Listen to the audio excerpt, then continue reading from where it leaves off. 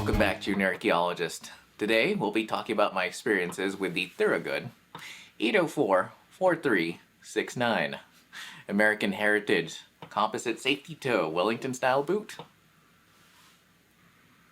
Alright, let's start off with the specs. First off, this boot features black walnut leather of an unspecified type and brand.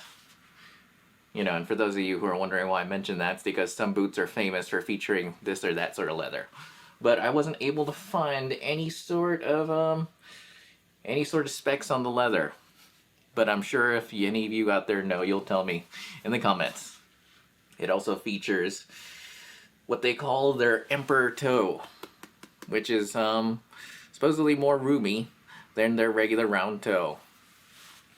It also comes with removable insoles, nice ones, but and if I had been smarter, I probably would have kept those to show you, but it's been a while. I've owned these boots for a while, so I lost those a long time ago. It has a fiberglass shank and Goodyear storm welt soles with a very unusual, at least to me, they're unusual sort of sole pattern. And if you're curious, the Goodyear storm welt sole means that when you wear out your sole, they can be replaced. In addition to that, the sole is made out of dual density polyurethane, which probably explains the really interesting stripe here, which I think makes the boot look more attractive. In addition to that, other things I want to mention are the fact that they're not insulated and not waterproof. Were two questions that I kept seeing when I kept researching these boots. And as of this writing, let's see, they are available on Amazon as of December 2019 for roughly $225, which is a few dollars cheaper than when I bought them. What attracted me to this boot is the fact that I was very impressed with my other Thorogood 804s. These boots have been very comfortable, they're really well built, and I enjoyed wearing them. And I needed a second pair of safety boots just in case something happened to these. And I ordered this particular pair just to see if there was any difference, if this fancy emperor toe made any sort of difference. I have to admit, I did take my time in evaluating these boots. You see, unlike with these boots, where I bought them, went on a super rough survey for about a month, and then was able to give you my honest impressions of what they're like in the field, with these boots, it took a little longer because I was on a monitoring project, a construction monitoring project, and if you're not familiar with that, that basically involves a lot of standing around, which I didn't feel like was a very good good way of evaluating how these boots perform under field conditions. But this fall, I did eventually end up on a pedestrian survey, which was involved walking 8+ miles a day over agricultural fields and various sorts of mixed terrain for about a month or so. And I am now finally getting to my review now that things have calmed down and I'm on my winter break. And what did I think of these boots? Basically, they seemed a lot like my round toes. They were very well built. I really liked the look of them. And for the longest time, it didn't seem like they were any different at all, other than the fact that they had the emperor toe. In fact, if you look at them... Wait, I probably should have grabbed two the same side, but whatever. If you were to hold these side by side... Wait, are these the same side? Oh, they are. Alright. If you were to hold these side by side, you'll notice that the profile of the toes is actually exactly the same.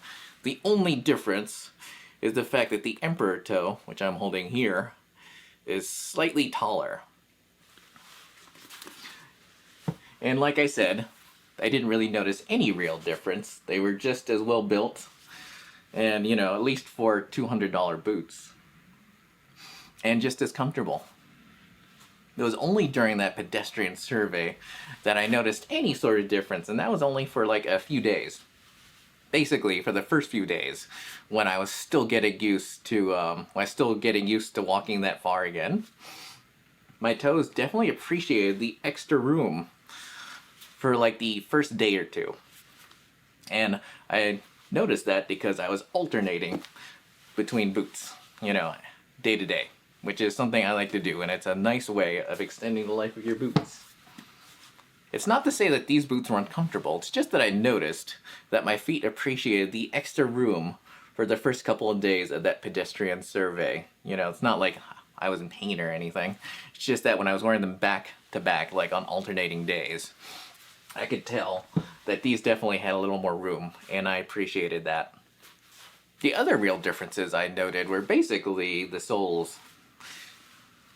If you look at my original 804 3310s, they don't look that aggressive, but they definitely made a difference when I was walking over like loose terrain and loose rocks. If you look at these, they don't look, you know, they definitely don't look outdoorsy or rugged, but then again, neither did these. And I think that when it comes time to resole these, I will definitely have them resoled with a more aggressive tread pattern. The last thing I think I should mention is the fact that in terms of care, it was just as easy to take care of these as my other pair. I basically just oil them up. In my case, I use something called Picard's boot oil. They sell a whole bunch of products under that name, but the boot oil is the liquid sort of Picard's. Because they do sell stuff that's that has the same consistency as petroleum jelly. I use that on my leather jackets and stuff. But for these boots, I use their boot oil. And in fact, let me bring these back up. If you'll notice, once I got them oiled up, there wasn't really that much of a difference. The crazy horse leather on my 3310s definitely has darkened up with age and with repeated oilings. So when I originally bought these, I bought these mostly for looks, and I still think these look good, and I still think these look good too. It's just when I was buying them, I thought that I was going to have two completely different sorts of looking boots. You know, or at least, you know, two completely different finishes for my boots. And as you can see, that is definitely not the case long term. Although, I will say that I think these boots really look good. I just repeated myself, but I have to say that again. When I wear these, I always enjoy wearing them. Both pairs. One last thing to point out is the fact that, as far as fit goes, I realize that's very individual. But these boots fit almost exactly the same as these boots for me, which means they're really comfortable. Obviously, when you go through reviews on Amazon of these boots, people say, oh, this fits comfortably or not comfortably. And again, that's just a matter of individual fit. For me, the only issue I had in terms of fit was the fact that my socks kept falling down into the shaft of the boot. But other than that, they were really comfortable for me. Alright, so what conclusions can I draw at the end of this review? Let's see. Just like my first pair, I like these boots so much that I wear them even when I'm not working, which is not something I can usually say about work boots. But these were so stylish and so comfortable, I just kept wearing them.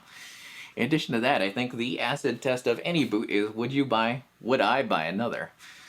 And I have to say, I mean, I'd definitely buy another pair of Thorogood Wellingtons. Whether I'd buy one with this particular toe, you know, I don't know, it didn't really seem to make enough of a difference for me.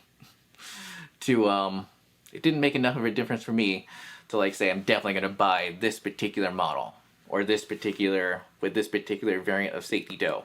But I will definitely be buying another pair of Thorogood Wellingtons when these two pairs inevitably wear out to the point where they can't be resold anymore. Alright, and there you have it. If my little impressions video was useful to you, don't forget to like, share, and subscribe. And I'll see you guys later.